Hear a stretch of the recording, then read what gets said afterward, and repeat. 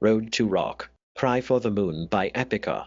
The world of rock isn't just written with notes, it is forged in moments of chaos that hide secrets no one dares to tell. Some call it legend, others a curse.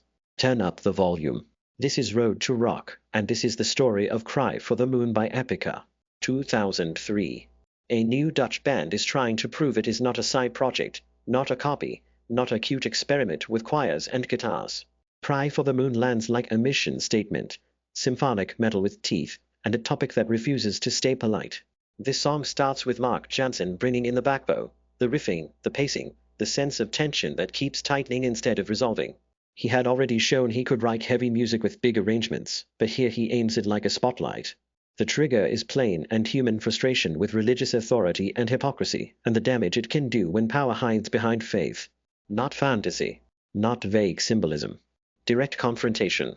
Then comes the key difference, Simons.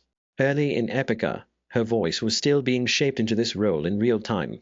In Cry for the Moon she is not floating above the band. She is a lead instrument, precise and controlled, cutting through dense layers.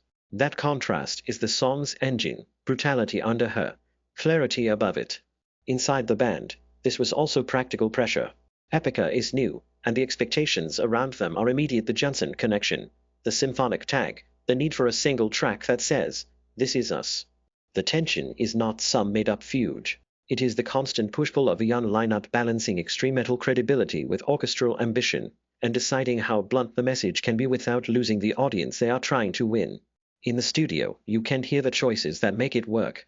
The guitars are tight and dry enough to stay aggressive, but they leave room for the orchestral colors to speak. The drums drive with a steady, almost marching insistence, so the arrangement can expand without collapsing.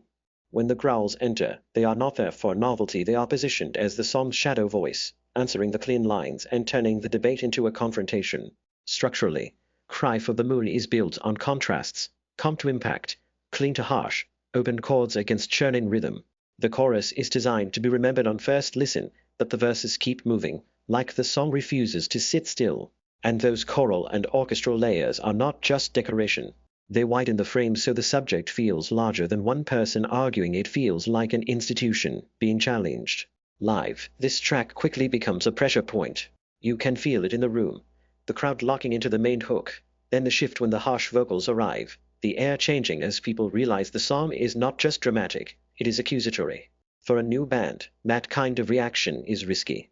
It is also exactly what makes it stick. Cry for the Moon helps define Epica at the start, heavy, orchestrated, and unafraid to say what it means. It did not just introduce a sound, it drew a line. And once a band draws that line in public, there is no going back. Subscribe to the channel and smash that like.